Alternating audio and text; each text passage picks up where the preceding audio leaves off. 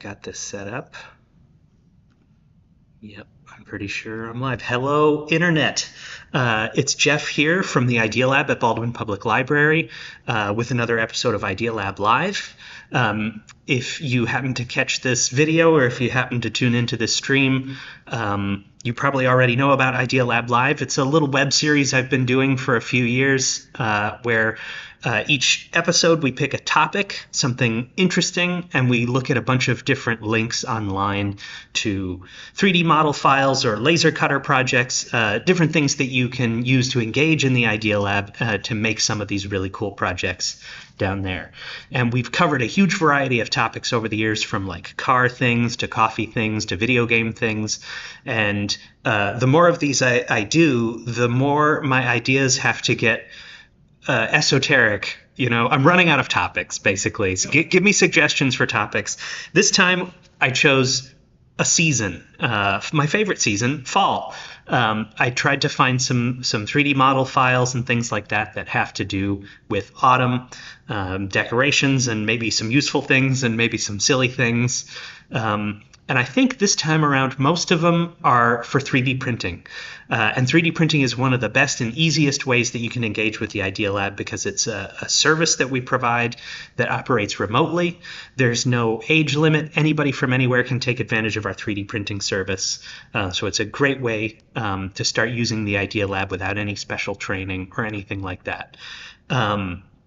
At the end, after we've looked at some links, I'll show you how to log onto our website, fill out our print request form, and actually get some of these things made if you happen to be interested in any of them. And as always, I'll put all the web links to all the things we're talking about into the description on the video so that you can view all these if you want. I'm streaming.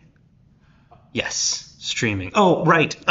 What you on the internet can't see is that I'm here in the Jan Lloyd room, our massive ballroom-sized program space here at Baldwin Public Library, and there's an audience of tens of thousands who are in. Hear them? They're wild out there. I forgot my T-shirt gun. Next time I'll bring my T-shirt gun. But yeah, all right, let's take a look. I'm going to switch over to this view, and we're going to take a look at some of these things that I found on the internet. For me, a big thing about fall, and the harbinger of fall, the sign of its coming, is the arrival of the pumpkin spice latte. That's right, I love pumpkin spice lattes, and I'm not ashamed to admit it. Pro tip for any of you locals out there, go to Drifter Cafe in Ferndale and grab a pumpkin pie latte. It's even better than Starbucks, and it actually tastes like pumpkin pie, and it is a very delightful treat. So to facilitate the near constant consumption of pumpkin pie lattes, check this thing out. A handle for your disposable coffee cups, so you can get that real nice ergonomic coffee drinking experience on the go and prevent yourself from scalding your fingers with this really handy 3D print. And a lot of you are probably wondering, well, wait a minute, the coffee is hot. Hot coffee is hot. 3D prints melt when they get too hot. Well, probably not at these temperatures, and probably not if you printed it in something smart like PETG or ABS, or the really awesome new high temperature PLA, which prints super easy and can withstand like crazy high temperatures. Great for putting stuff in a hot car or next to a hot cup of coffee.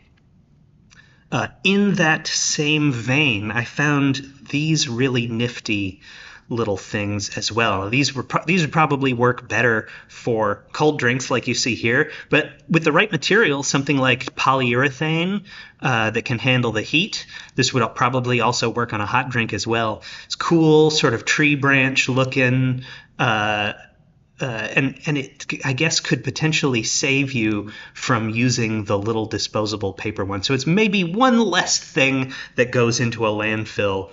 You can feel slightly morally superior while you're drinking your pumpkin spice latte. I found another kit with some different designs for the same concept, including this one that spans the entire cup. Look at those. Those are pretty cool. That's nifty. You could keep a couple in your glove box, toss one in your bag. If you print it out of polyurethane, it's squishy. It won't snap or break. You can crumple it up, it can get squished, and then it will pop right back to its original shape. So it would be perfect for something like this. Fall to me is a lot about beverages and foods. It's the time of year where I can start unabashedly consuming the quantity of soup that I always want to consume, and other such hearty foods. So there'll be some other things to talk about when it comes to food and drink. But if you're totally pumpkin spice crazy and you go to the grocery store and you get a container of pumpkin pie spice, you could use one of these cool little spice travel box type things that comes with everything you need, including a funnel for filling. So you can have your pumpkin spice on the go, and anything you're eating can then become pumpkin spiced. Your ice cream, your spaghetti, whatever you're interested in pumpkin spicifying. Come on in. You can come in. Yeah. I'm just babbling in here. You can just come and listen to me. Yeah. Yep. We're just talking about autumn things that you can 3D print. So I've got a lot of them here. We just talked about this cool travel spice container kit with all of these nifty little bits, including a filling funnel so that you can put pumpkin pie spice on anything. Here's another food thing. I hope I'm making you all hungry. It's a mini pie maker, right? So I like how the designer starts with the finished product, the pie. It really grabs your attention. And this is actually an Instructable. I've got a couple of Instructables in here. A lot of times on these broadcasts, I'll just send you links to download the files. This is actually an entire walkthrough that tells you everything from the recipe to create the pie to their process for creating the pie cutting apparatus that they've devised. And this thing's pretty cool because it gives you a nifty lattice shape. Let's scroll down a little ways. It gives you this cool lattice shape without you actually having to interleave strips of pie crust.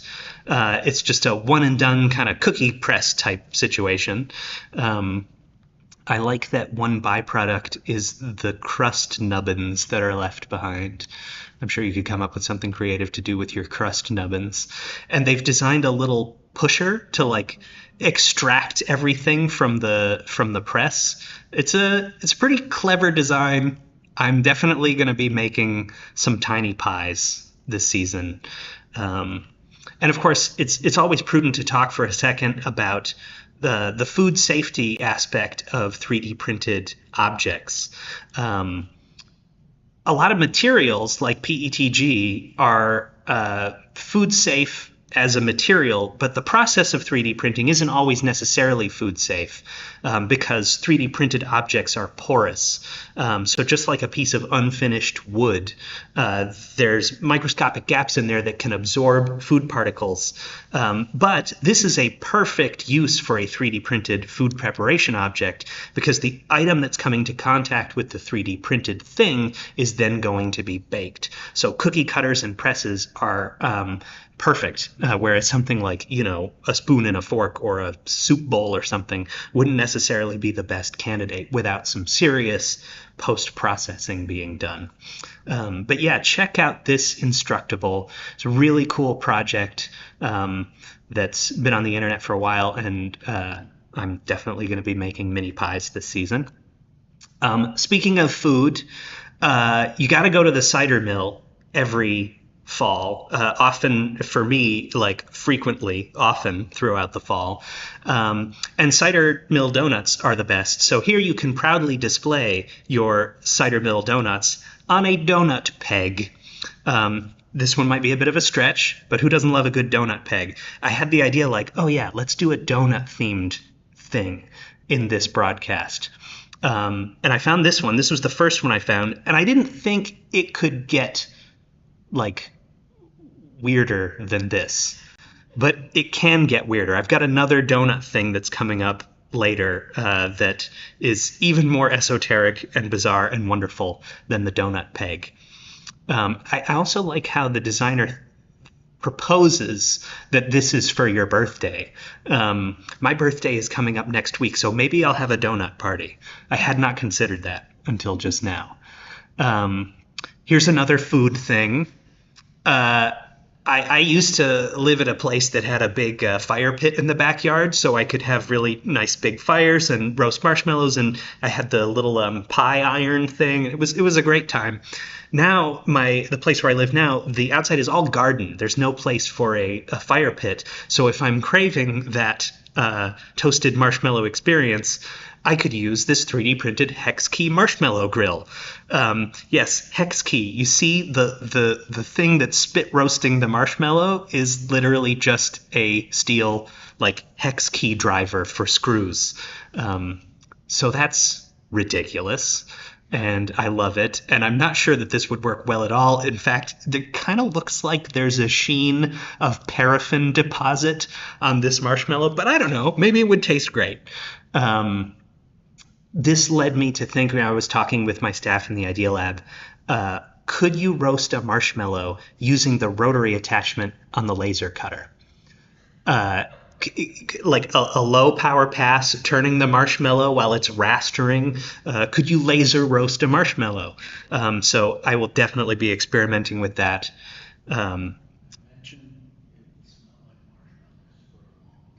That's great. That's better than acrylic. I'd rather it smell like marshmallows in there perpetually. Yes, so there's a really ridiculous little novelty thing that you can 3D print. Autumn is also the season for me of hiking. I can't stand warm weather. I hate being outside when it's hot. So when the weather cools down in fall and winter, that's when I like to go outside and experience the world. I like to go to parks and have walks. I like to go on hikes. I like to go camping in the fall when the weather is cold.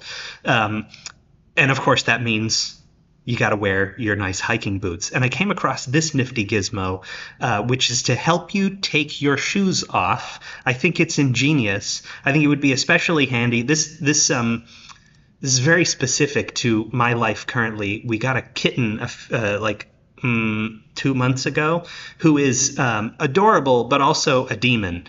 And as soon as you come in the door, wants whatever's in your hand, wants to get into the garage. You kind of have to work really hard at keeping him out of your zone while you are entering your home.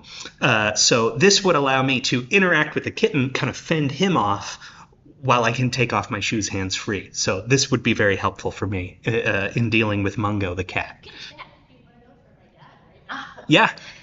Well, the link, I'm going to share the link after, so you can put in a print request immediately, right? Yeah, it is a nifty design. I've seen things like this made out of wood, like in old, like LL Bean catalogs and stuff. But this is a cool thing for 3D printing. Here's another little thing. I was looking for some sort of craft-themed things, and I found a bunch of these texture rollers with leaf patterns, which would be great for someone who's working with ceramics, or bakers who are working with like fondant, something like that. It's just sort of an all-purpose texture roller. And there's whole packs of these. You can see that this one here comes from the designer's Nature collection. So there's tons of these texture rollers out there. And I've seen people try to make these on the laser cutter before with like wooden dowels or rolling pins. But that's kind of tricky to get the pattern to fully wrap all the way around. So 3D printing, having something that's already designed and modeled, would make for a very easy way. And I like how this one even has sort of like the little bearings on the side that make the pattern stamp interchangeable. Here's a little fun one. We're getting into just some esoteric fall-themed things that aren't particularly useful, but that are fun. This is a whole game system called Punkin' Chunkin' Catapult. Really reminds me of a take and make kit we did a few years back that was the same kind of thing, but it was like medieval themed with like castles, stuff like that. And it was called Hallway Siege. This is the same idea, except instead of lobbing little boulders and trying to knock down your opponent's, castle of blocks. In this one, you're sort of it's a aiming. Who can hit the target, and it's got sort of like a what's that thing called? Shuffleboard? Skee ball, that's it. Who can land in the center of the ring? So this is a fun, nifty little thing. And you can see from the design that it scales as well. They've got a mini version. They've got a maxi version. On the large format printer, you could probably make one of these that could actually hurl a decent-sized gourd. Not that I'm saying you should do that, but you totally could. Let's see what else we have here. Oh, I thought these were kind of nifty. We've had a sort of resurgence in these little wine glass stem labels. Usually this is the kind of thing that we see a lot of in the Idea Lab around spring, what I like to call wedding season in the Idea Lab, where people are making all kind of things for their wedding parties, stuff like that. But these are just nifty little leaves, and these are printed on a multi-material printer, so they've got a customizable option where the multiple colors get printed right together into the first layer. Pretty nifty, simple little design. I thought those were kind of cute. Of course, you got to throw in some fall cookie cutters. I found a whole set of these autumn leaf-shaped cookie cutters. Just a little shout out, since we're on the topic, to one of my favorite websites, which is CookieCAD, which allows you to make your own cookie cutters from scratch. So if these leaf shapes just aren't cutting it for you, you can use cookiecad.com to make your own custom 3D printable cookie cutters from any image that you upload. Fall is also the time of the Mid-Autumn Festival in China, where these mooncakes are incredibly popular. I even saw some at Costco when I was there the other day. These nifty little molds let you make your own mooncakes, and something that's traditionally carved out of wood, the mold and the press. This 3D printable version is beautiful and yields some pretty amazing results. This sent me down a mooncake rabbit hole where I was looking for a bunch of different kind of mooncake and Mid-Autumn Festival themed things, and I found probably the world's most over-engineered mooncake mold. And again, this designer being brilliant by starting with a picture of the finished product to get you literally drooling while you are looking at these things. Look at that nice array of pressed mooncakes. But if we advance here, we get to this sort of ridiculous thing, the 3D printed mold base with this insane contraption that has like a double helix sort of 3D printed spring thing involved. And look at the way that the top part registers into the bottom part, so you get like millimeter perfect alignment of your stamp every time. I love this little mooncake maker. I will admit I've never eaten a mooncake. I've never made a mooncake, but today I spent 45 minutes on the internet looking at mooncake presses, so I think that's going to be on my fall culinary agenda. Let's see what else we've got here. Oh, I found this too. It's another thing to do with the Mid-Autumn Festival. These really nifty little lanterns that can fit a battery-powered tea light. They also scale really well. And I just love the ornateness of them and the modularity where this thing prints flat and then can be assembled really easily. The designer put together this cool little, somewhat nauseating high-speed GIF of the assembly process. And this just looks like a fun thing to put together. I also think this would work well at different sizes. So that's a pretty nifty little thing to check out. Here's another Instructable. This one I came across, and I think this is a kind of brilliant design also. This is a flower press. It's designed to go into the microwave to dry your flowers really quickly. It has the entire walkthrough, including information on how the designer created the press themselves in Tinkercad, which is, I think, really fun to see the whole design process. And it kind of shows off just how elaborate you can get with Tinkercad. People think of this as being, a super basic beginner type program, but they've got compliant mechanisms and hinges and latches and all kinds of stuff all in this one part. Now you can see in their in Tinkercad, they're printing it they've designed it as a solid, but during the printing process, they leave the top and bottom layers off, which exposes the gyroid infill, the pattern that gives a 3D print density without requiring it to be completely solid. And that's, to me, genius level out of the box thinking, because that gyroid infill is permeable. So that's going to allow moisture to escape from the leaves or flowers inside of the press while it's being heated. It's part of what makes this thing work in the first place. They walk you through the process of configuring the model to be printed that way, with the finished result looking like this. And I just think that's great. It's so cool to see someone using just print settings in Slicer to make a functionality of the unit indelible to its design. Isn't it weird to put 3D printed things in the microwave? Not for the duration that they're specifying. Some people put 3D printed, like a 3D printer filament in the microwave to dry it out prior to printing. It's not how I would recommend doing it. In fact, something like this, I'd probably rather use in like a food dehydrator, something like that, which would take more than 2 minutes. But it seems to have worked really well for this designer. So I take that as an endorsement. I'd give it a try. I was telling somebody the other day, I used to have what I called my hijinks microwave, which was a junky old microwave I got at Goodwill just for messing around with, making plasma using a light bulb or grapes, microwaving things you're not supposed to microwave just to see what happens. So you could always get yourself a hijinks microwave. Mine was destroyed. I drilled a hole in the back.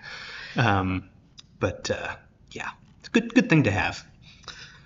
Let's see what else we have here. Oh, I thought these were adorable. Little print-in-place pumpkin pie earrings. A lot of people like using the 3D printer to create jewelry. And this one's adorable. Pumpkin pie, one of my favorite foods. I'm not wearing my pumpkin pie socks today, but I have socks that have pumpkin pie pattern on them. And I don't have pierced ears, but if I did, I would wear pumpkin pie earrings. I found these too as a kind of fun two-dimensional version. I like the little heart on there. This would probably be a pretty easy design to make on the laser cutter as well. Speaking of pumpkin, part of fall, around here anyway, is Halloween. Halloween means jack-o'-lanterns. You go to the grocery store, you get the dinky little pumpkin carving kit that bends into uselessness after like halfway through the pumpkin. I really like this handle that lets you use like what do you call it? Is it a reciprocating saw blade, a sawzall kind of blade? That thing's not going to bend, at least not while you're trying to cut a pumpkin. So that's a pretty cool design. There were a bunch of really innovative pumpkin carving tools. Here's a whole set of 3D printable ones if you don't want to go to the hardware store and get an actual saw blade. Personally, I'm doing the saw blade one this year. I might even just use my scroll saw. Haven't tried that before. These guys were too adorable not to share. Fidgets are super popular. Here's some little clicker fidgets that have adorable little pumpkin faces on them. I like the ghost, the little candy corn, which is one of the worst candies, but also a very adorable little thing here. And speaking of candy corn, I found this candy corn dragon. This is some hallucinatory fever dream that somebody had while eating candy corn, clearly.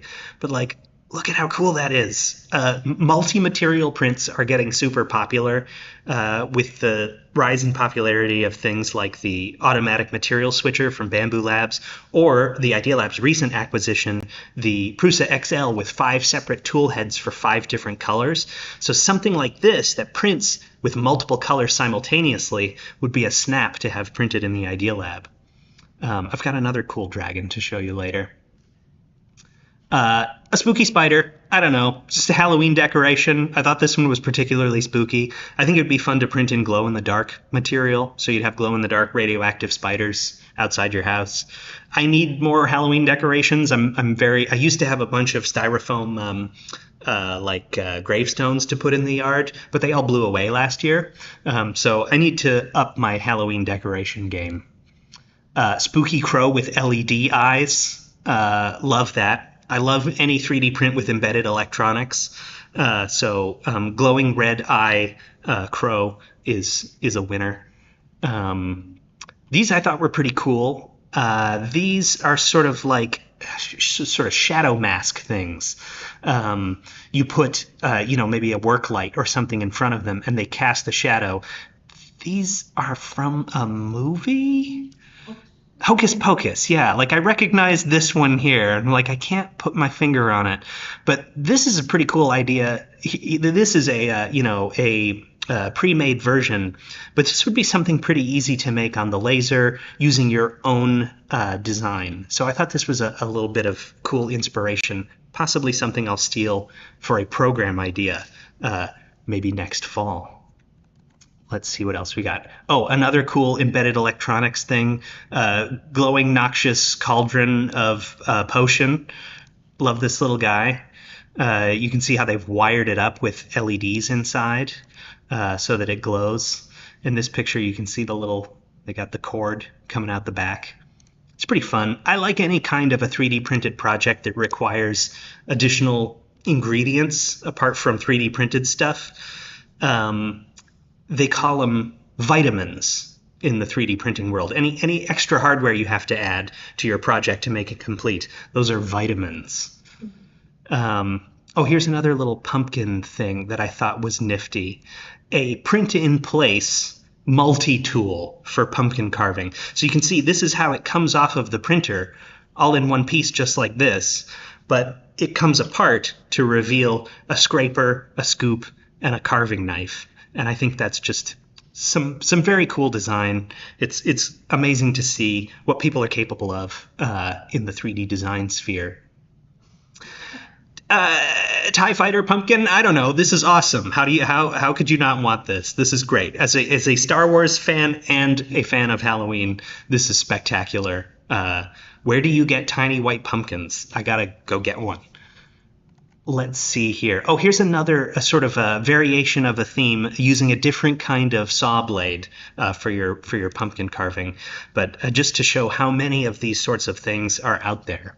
That was pretty interesting. I like the first one better, but this is if you happen to have this type of saw blade already. This reminded me, this is a fall-themed decoration. There's tons of that kind of thing out there. In fact, in a second, I'll show you what I mean. But there's a meme that's been going around about Werner Herzog's sad beige clothes for sad beige children. And this made me think of Werner Herzog's sad beige decorations for your sad beige autumn. If your theme is beige, here's some acorns for you. Another really cool multi-material dragon print. This one's got kind of like a fallen leaves sort of thing going on. This one actually might be painted and not multi-material. But in any case, yeah, it does look painted, doesn't it? Oh yeah, for sure. What an amazing paint job they did on this. But yeah, these articulated dragons are taking over the internet. There's probably 3 of them in the Idea Lab right now. So yeah, I haven't gotten sick of them yet, but world, maybe think about doing something else for a little while. Sad beige squirrel for sad beige autumn. Although I do like his curvilinear design, he's pretty adorable. Let's see what else we got here. Like the fall decorations are poppin' on Maker World right now. I said I was going to do this, so let's look real quick. Oops, refresh. Let's go to our search here, and I'm just going to search for autumn. This is part of what I did to make this whole thing happen. Look at this. Pages and pages and pages, and it goes on and on and on. Fall things, Halloween things, and this is just one website. This is just Maker World. There's Thingiverse, there's Printables. There's a little bit of overlap between all of them, but man, it's crazy. You could deck out your whole house. Let's see. One more link here. Some nifty little coasters in a nifty little coaster tray. I thought these were nice. This isn't necessarily the color scheme that I would have chosen, but it's a cool little print. I like the texture. It would probably work pretty well as a coaster. I'm realizing that earlier I said that there was another donut thing, but I didn't see it here. So let's go back and see if we can find the donut thing, because I can't leave without showing you the donut thing. Bicycle donut. There it is. Bicycle donut holder. This goes on your bike where your water bottle would go, and it allows you to hold a stack of donuts. So it's like, what are your priorities in life? Do you want to get your exercise while staying hydrated? Or do you want to get your exercise without limiting your ready access to a half dozen donuts? I think I might be in the latter camp. Look at that. What on earth inspired this design? Yeah. Maybe they use a Camelback or something. It's like, well, what am I going to put here? Donuts, obviously. Oh, good idea. Yeah, one for each member. Yeah. Well, that's wonderful. That's the donut thing. Yeah, look at that. Just, an aspect of this that I'm just noticing, which is really great, is that they have added holes in the donut peg so that your screwdriver can get all the way through to the back to mount it on your bike. Genius. Does this mean that donuts make you smarter? I think they might. Okay. That's all the links I have. But I do want to show you one other thing, and that's how to actually get something like this 3D printed using the Idea Labs printing service. And I'm going to use this bicycle donut holder as an example. I want this on my bike like yesterday. So for starters, I'm just going to copy the URL up here, because this is something from Printables, things from like Printables, Thingiverse, stuff like that. You can see how each one of these websites has their own little, URL thing up here. So I'm just going to copy this URL. Boink, copy. And then we go to the Idea Lab website. That's baldwinlib.org/idealab. We scroll down a little ways here and we see, this is a brand new website, by the way. The whole library just got a new website like 2 weeks ago. So it's very glitzy and shiny, and it does things that the old one didn't used to do. I'm going to click on 3D printing, and then boom, right here, the big button, send us your 3D model for printing. Give that a click. That opens up this here 3D print request form.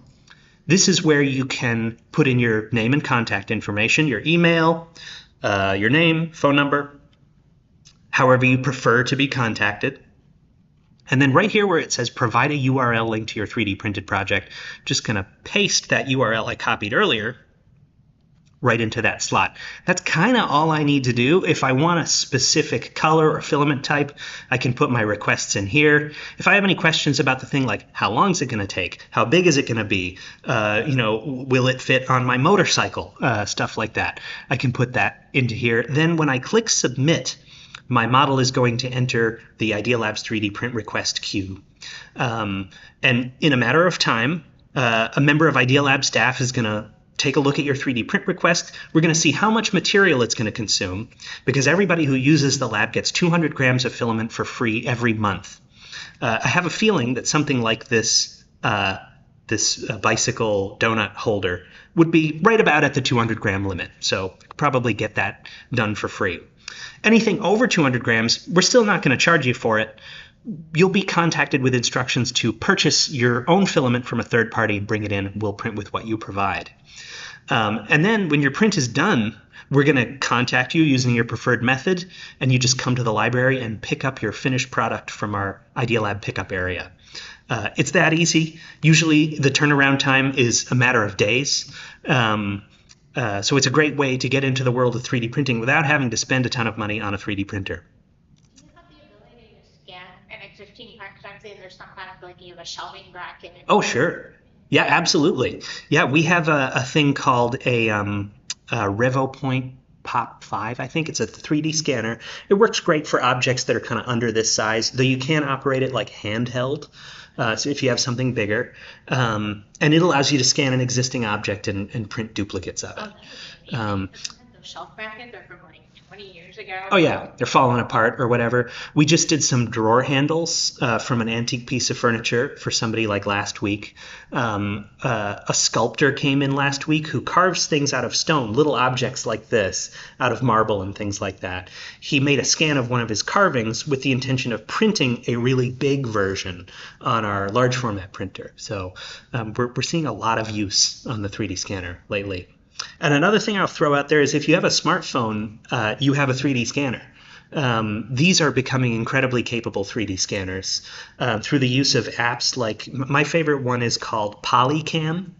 It's an app you can download that turns your phone into a 3D scanner that lets you scan everything from little objects to entire rooms.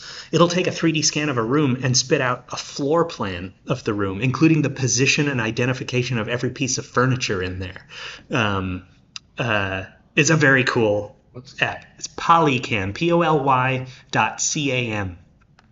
And it'll work with any kind of phone, though it does tend to work best with phones that have facial recognition, like face unlocking, because those have LiDAR built in, and it can use the LiDAR as in addition to photogrammetry to get more accurate scans, especially of rooms. So yeah, that's a cool thing. Anyway, thank you, Internet, for watching this stream. Thank you, people who came, for listening to me babble on for 37 minutes.